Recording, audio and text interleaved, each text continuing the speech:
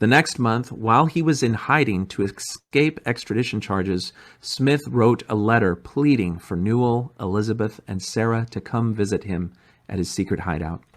Dear and beloved brother Newell K. Whitney and sister Elizabeth Whitney, and etc. And everybody agrees, both critics and defenders, that the etc. is Sarah Ann Whitney. For my feelings are so strong for you since what has passed lately between us, that the time of my absence from you seems so long and dreary that it seems as if I could not live long in this way.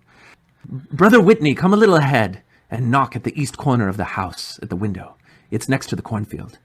I have the room entirely by myself. The whole matter can be attended to with the most perfect safety to you. The only thing to be careful of is to find out when Emma comes. Then you cannot be safe. But when she's not here, there is the most perfect safety. When I see you, I will tell you all my plans. I cannot write them on paper. Burn this letter as soon as you read it.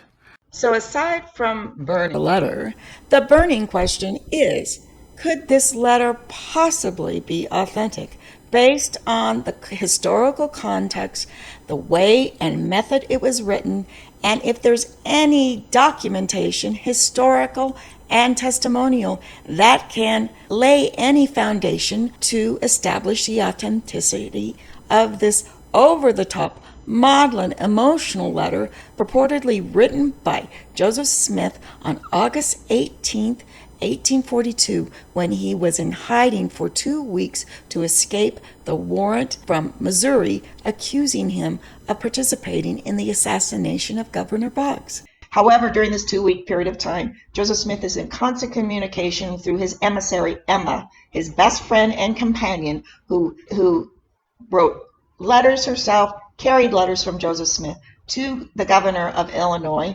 requesting protection, which Joseph Smith eventually got promises of protection from the governor of Illinois. They had also contacted the governor of Iowa, who claimed he had nothing to do with the warrant, and so far he knew nothing about it.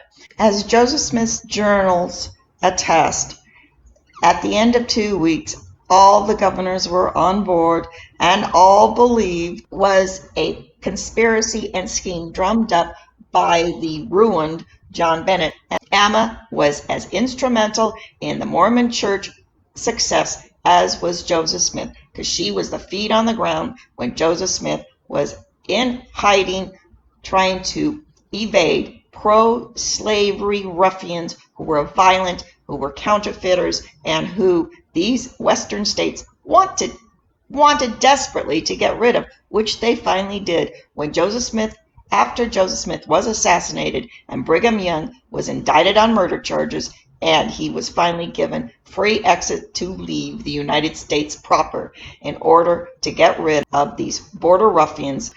And Lilburn Boggs was the mentor and the first employer of John D. Lee, Danite and adopted son of Brigham Young. Lilburn Boggs, Brigham Young, and John D. Lee, assassins and soul brothers.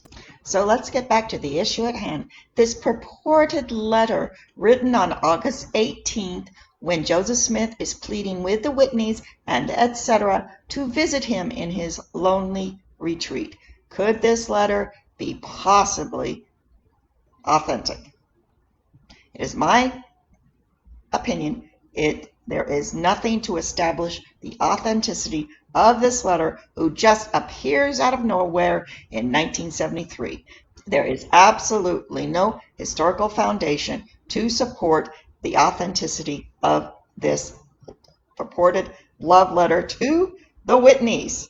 Not to Sarah, but to the Whitneys, the only named people in the letter. Etc. could be, like I said, Mr. Kingsbury, who was living with the Whitneys at the time and also was close to Joseph Smith. So this etc. is absolutely the most hilarious part of whoever, I believe, forged this letter was using tongue-in-cheek tactics, knowing that Mormons are so gullible and so wanting Joseph Smith to be a polygamist that they will swallow anything and use anything to try to convince the uneducated, unwashed masses that Joseph Smith practiced polygamy, when no one who was legitimate at the time, believed a single word of Brigham Young's assertion that Joseph Smith was involved in the secret underground practice of cochranism, and it wasn't polygamy, it wasn't polyandry. What it was a wife-swapping free love society, just like the Oneida Society at the time.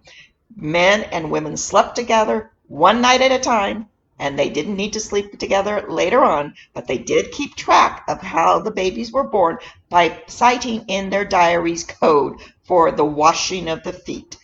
If somebody washed somebody's feet that night in their diary, that meant they went to sleep, and 9 months later, if there was a baby born, hello, the bloodline could be established. Get into that letter. Let's return to the love letter purportedly written by Joseph Smith, but just discovered in 1973. So here's the letter. What I believe to be a forged document that just showed up on the scene in 1973. This letter seems so comical in its historical context that I have to believe the author of had to have done it as a historical hoax. So in doing so, we're going to look at the historical record of Joseph Smith. What was he doing at the time? Who was with him on the 18th? Appears to be Emma Smith, as well as his bodyguard, Brother Derby, were both with him, staying at the Grangers, whom he had just stayed with one night before returning the next day to Nauvoo, and then meeting with Newell Whitney 2 days later on Sunday. It is laughable that Joseph Smith would be writing this letter when he has been 2 weeks in hiding in the constant company of either Emma Smith, his attorney, Mr. Durfee, Hiram Smith. Amazing.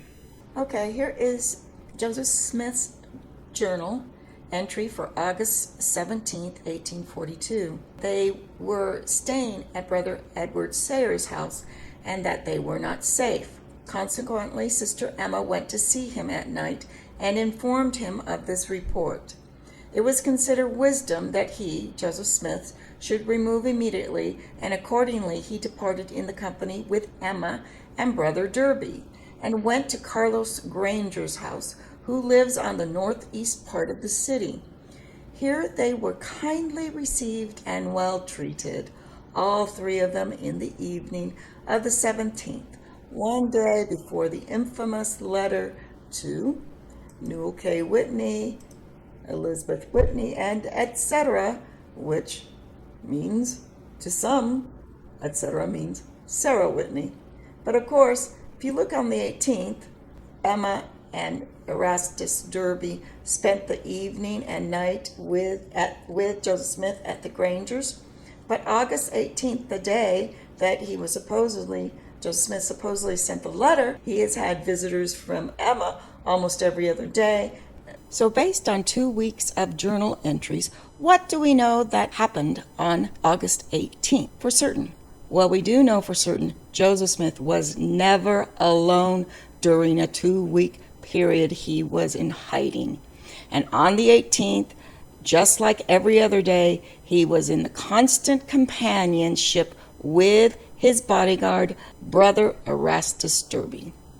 Then what happened on August 19th when the journal entry finally reinstitutes? Well, Joseph Smith gets another visitor from Aunt Temperance Mack, who stays with him the entire day. They read and have conversation, and then that evening on the 19th, Joseph Smith returns home to Emma in Nauvoo.